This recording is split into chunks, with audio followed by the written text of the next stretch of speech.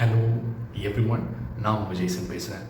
இந்த வீடியோவில் மறுபடியும் உங்களை சந்திப்பதில் மட்டற்ற மகிழ்ச்சி. இன்னைக்கு இந்த வீடியோவில் நாம் பார்க்க போகிறது நேற்றுக்கு தமிழகத்தில் நடந்ததான ஒரு சுவாரஸ்யமான ஒரு அரசியல் நிகழ்வு.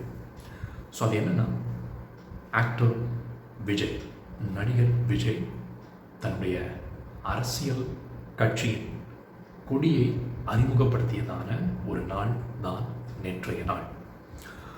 ஸோ நடிகர் விஜய் பார்த்தீங்கன்னா போன பிப்ரவரி மாதம் தன்னுடைய அரசியல் கட்சியை ஆரம்பித்தார். அவருடைய அரசியல் கட்சிக்கு தமிழக வெற்றி கழகம் என்று பெயர் சூட்டினார்.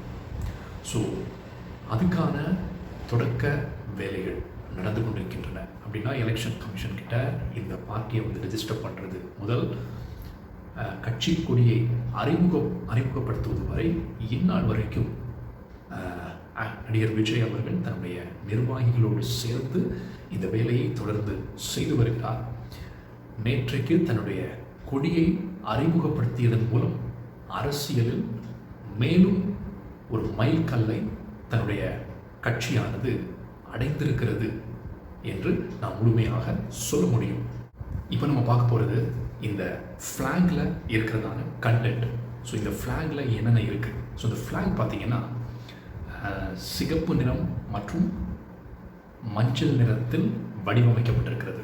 ஸோ இதில் இந்த சிவப்பு நிறமானது அந்த அந்த கொடியின் மேல் தட்டிலும் அடிமட்டத்திலும் சிவப்பு நிறமாக காணப்படுகிறது. நடுவில் பார்த்தீங்கன்னா மஞ்சள் நிறத்தில் காணப்படுகிறது. ஸோ மேலும் இந்த கொடியில் நீங்கள் பார்த்தீங்கன்னா 2 யானைகள் காணப்படுகின்றன. அதே மாதிரி வாகை பூக்கள் என்று சொல்லப்படுகிறதான அந்த பூக்களும் இந்த கொடியில் இடம் பெற்றிருக்கிறது. நடிகர் விஜய் அவர்கள் இந்த கொடியை அறிமுகப்படுத்தி வைத்த பிறகு இந்த கொடியை பற்றியதான எந்த ஒரு விளக்கத்தையும் இன்னும் நடிகர் விஜய் அவர்களோ அல்லது அவருடைய சார்பாக அந்த கட்சியோ யாருமே எந்த விளக்கத்தையும் இன்னும் அளிக்கவில்லை. ஸோ அவர் என்ன சொல்லியிருக்காருன்னா, அந்த கொடியை பற்றினதான இன்னும் சரியான விளக்கங்களை செப்டம்பர் 22 நடக்க இருக்கிறதான தமிழக வெற்றி கழகத்தின் முதல் மாநில மாநாட்டில் இதை பற்றியதான விளக்கங்கள் அளிக்கப்படும் என்று அவர் சொல்லியிருக்கிறார்.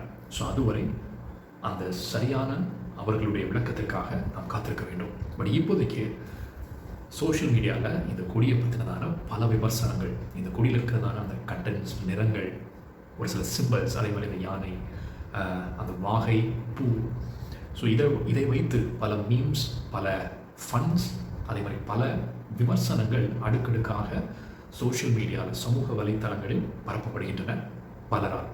ஸோ நம்முடைய சேனல் சார்பில் இந்த ஃப்ளாக், ஸோ இது எந்த ஐடியாவை பேஸ் பண்ணி இந்த ஃப்ளாகை உருவாக்கியிருப்பார்கள் என்கிறதான ஒரு விளக்கத்தை நாம் பார்க்கலாம். நிச்சயமாக இந்த விளக்கம் சரியானதாக இருக்கும் என்று நான் நம்புகிறேன். எது எப்படியானாலும் செப்டம்பர் 22ஆம் தேதி வரை நாம் பொறுத்திருந்து பார்க்கலாம். இப்போது இந்த ஃப்ளாகில் இருக்கிற அந்த கண்டென்ட்ஸ், இந்த கலர்ஸ், இதை பற்றி பார்க்கலாம்.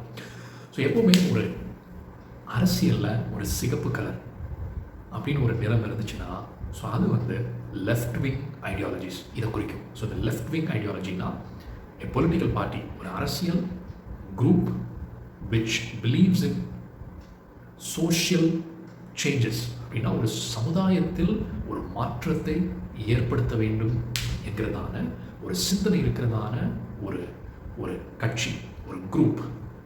அப்படிப்பட்ட கட்சியை, அமைப்பை நாம் சோஷியலிஸ்ட் குரூப் அல்லது லெஃப்ட் விங் குரூப் அப்படின்னு நம்ம சொல்லுவோம். நம்ம தமிழில் இடதுசாரி கொள்கையுடைய குரூப் அப்படின்னு நம்ம சொல்லுவோம். ஸோ எனக்கு தெரிஞ்சு தமிழக வெற்றி கழகமும் இந்த கொள்கைகளை உள்ளடக்கியதான ஒரு கட்சியாக இருக்கும் என்று நான் ஆணித்தரமாக நம்புகிறேன்.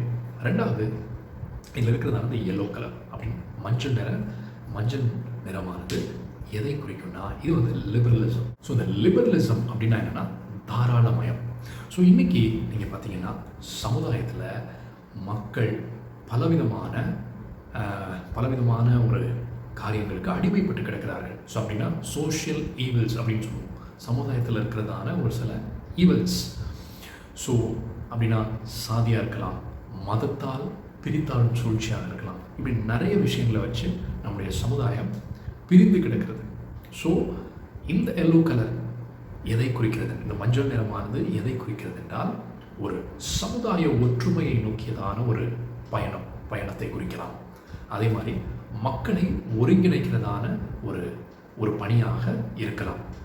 ஸோ ஒரு சமுதாயத்தில் எல்லாருக்கும் ஒரு இம்பார்ஷியல் லா அப்படின்னா எல்லாருக்கும் ஒரே விதமான சட்டம், அந்த சட்டம் எல்லாத்துக்கும், அது பணக்காரங்களாக இருந்தாலும் சரி ஏழைகளாக இருந்தாலும் சரி ஒரே மாதிரி வேலை செய்யும், எல்லாருக்கும் ஈக்குவாலிட்டி கொடுக்கும், அப்படின்னா சம உரிமையை பெற்றுக் கொடுக்கும். ஸோ இந்த ஒரு ஐடியாலஜி ஆர் சிந்தனை இருக்கிறதான ஒரு குரூப் நம்ம வந்து லிபரலிசமை நம்புறதான ஒரு குரூப்னு சொல்லலாம்.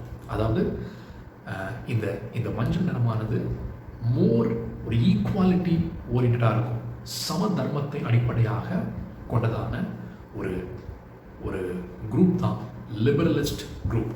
ஸோ எனக்கு தெரிஞ்சு நான் நம்புகிறேன் நம்முடைய தமிழக வெற்றி கழகம் அது தன்னுடைய கொள்கைகளில் இந்த சம உரிமையை பெண்களுக்காக இருந்தாலும் சரி, ஆண்களாக இருந்தாலும் சரி, டிரான்ஸ்ஜெண்டர்ஸாக இருந்தாலும் சரி, மற்றும் எனிதிங் விச் இஸ் இந்த கம்யூனிட்டி, சரியா, அது எந்த மக்களாக இருந்தாலும் சரி எல்லாருக்குமே சம உரிமையை பெற்றுக் கொடுக்கிறதான அதை நோக்கி பயணிக்கிறதான ஒரு பயணத்தை உள்ளடக்கியதான அரசியல் கட்சியாக தமிழக வெற்றி கழகம் இருக்கும் என்று நான் ஆணித்தரமாக நம்புகிறேன். அதனால தான் இந்த எல்லோ கலரை, இந்த மஞ்சள் நிறத்தை தங்களுடைய கொடியில் சேர்த்திருக்கிறார்கள்.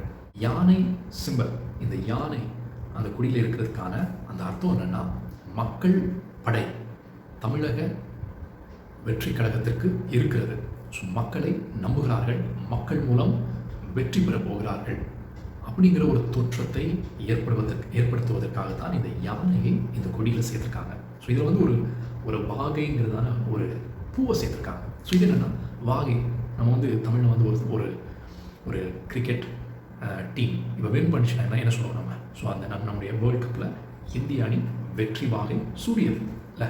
ஸோ அப்படின்னு நம்ம சொல்லுவோம். ஸோ அதே மாதிரி எனி கண்ட்ரி, எனி விளையாட்டு ஒரு தனி மனித ஒரு வெற்றியை நம்ம குறிக்கிறோம்னா, நான் இப்போ இதில் வந்து ஒரு விஷயத்தில் நான் ஜெயிச்சிருக்கேன் அப்படின்னா ஜெய்சன் சாமியோ இந்த விஷயத்தில் வெற்றி வாகை சூடி இருக்கிறாங்க அப்படின்னு நம்ம சொல்லுவோம் இல்லையா? ஸோ அதே மாதிரி தான். ஸோ இந்த வாகை பூ எதை குறிக்கிறது என்றால் மக்களால் ஒரு பெரிய வெற்றியை இந்த கட்சியானது பெறப்போகிறது.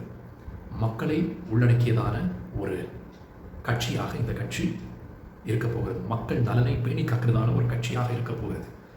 அதனால் மக்கள் ஒரு மிகப்பெரிய வெற்றியை இந்த கட்சிக்கு அளிக்கப் போகிறார்கள். ஸோ அதை குறிக்கும் விதமாக இந்த பூவானது இந்த கொடியில் சேர்க்கப்பட்டிருக்கிறது என்று நான் ஆணித்தரமாக நம்புகிறேன். எது எப்படி இருந்தாலும் செப்டம்பர் 22ஆம் தேதி விழுப்புரத்தில் நடக்கிறதான இந்த தமிழக வெற்றி கழகத்தின் மாநில மாநாட்டில் இதை குறித்ததான அதிகாரப்பூர்வ தகவல் வரும் வரை பொறுத்திருப்போம். கொடி அறிமுகப்படுத்துகிற விழாவில் நடிகர் விஜய், தமிழக வெற்றி கழகத்தின் தலைவராகிய நடிகர் விஜய் அவர்கள் பேசும்போது, இதுவரை நாம் எல்லாருமே நமக்காக உழைத்தோம், இன்று முதல் தமிழக மக்களுக்காகவும் அவர்களின் நலனுக்காகவும் அவர்களின் உரிமைகளுக்காகவும் அவர்களுடைய வாழ்க்கை தரம் மேம்படுவதற்காகவும் நாம் அனைவரும் சேர்ந்து உழைப்போம், அதற்காக வேலை செய்வோம் என்று தன்னுடைய கொடி அறிமுக விழாவில் பேசியிருக்கிறார். ஸோ மேலும் அந்த பேச்சில் அவர் என்ன சொல்லியிருக்காருன்னா, இந்த கொடியை நான் ஒரு சாதாரண கொடியாக பார்க்கவில்லை, இது தமிழக இளம் தலைமுறையினருக்காக உருவாக்கப்பட்டதான ஒரு வெற்றி கொடி என்று ஆணித்தரமாக பேசியிருக்கிறார். ஸோ இந்த கொடி அறிமுக விழாவில் கட்சியின் பல மூத்த நிர்வாகிகள், புசி ஆனந்த் போன்றதான நிர்வாகிகள் மற்றும் நடிகர் விஜய் அவர்களின் பெற்றோர்கள் திரு எஸ்.ஏ. சந்திரசேகர் அவர்கள் மற்றும் திருமதி ஷோபா சந்திரசேகர் இவர்கள் கலந்து கொண்டு விஜய் அவர்களை வாழ்த்தியிருக்கிறார்கள். ஸோ இன்றைக்கி ஒரு சில வேறு இன்ட்ரெஸ்டிங்கான டாபிக்ஸ் பற்றி பார்க்கலாம். ஸோ இன்றைக்கி நம்முடைய தமிழகத்தின் அரசு பால் நிறுவனமான ஆவின் ஒரு இன்ட்ரெஸ்டிங்கான ஒரு விஷயத்தை சொல்லியிருக்காங்க. அப்படின்னா இனி வரப்போகும் நாட்களில் ஆவின் பால் பொருட்கள் ரேஷன் கடையிலையும் விற்பனை செய்யப்படும் என்று ஒரு இன்ட்ரெஸ்டிங்கான ஒரு மக்களுக்கு உபயோகமான ஒரு செய்தியை சொல்லியிருக்கிறார்கள். ஸோ இது வந்து ஒரு நல்ல ஒரு பிளான். இந்த பொருட்கள் ரேஷன் கடையில் கிடைச்சதுன்னா மக்களுக்கு இந்த பொருட்களை எளிதாக வாங்குவதற்கு ஒரு பேருதவியாக இருக்கும் என்பதில் எந்த சந்தேகமும் இல்லை. அதே போல் ஆவின் நிறுவனமானது இன்னும் பல ஃப்ளேவர்ஸில், அதாவது மூலிகை பால், சுக்குமல்லி பால், இப்படி பல ஃப்ளேவர்ஸில், வேரியன்ஸில் பால் விற்பனையை கொண்டு வர இருக்கிறார்கள். பொறுத்திருந்து பார்க்கலாம் இந்த பொருட்கள் எப்படி இருக்கிறது என்று. ஸோ இன்னும் ஒரு ரொம்ப முக்கியமான ஒரு செய்தியை நாம் பார்க்க போகிறோம். ஸோ நம்முடைய நாடு முழுவதும் பெரும் அதிர்வலைகளை உருவாக்கி இருக்கிறதான ஒரு செய்தி, கொல்கத்தாவில் நடந்ததான அந்த பெண் டாக்டர் கற்பழிப்பு கொலை சம்பவம். ஸோ இந்த கொலையில் நம்ம தொடர்ந்து பல நியூஸ், பல அப்டேட்ஸ் பார்த்துட்டு இருந்தோம். ஸோ இன்றைக்கி என்ன அப்டேட் வந்துருக்குன்னா, கொல்கத்தா உயர்நீதிமன்றம் அந்த RG Kar hospital ex principal mister Sandip Ghosh அவர்களை உண்மை கண்டறியும் சோதனைக்கு உட்படுத்துவதற்கு அனுமதி அளித்திருக்கிறது. சிபிஐக்கு அந்த அனுமதியை கொல்கத்தா உயர்நீதிமன்றமானது வழங்கியிருக்கிறது.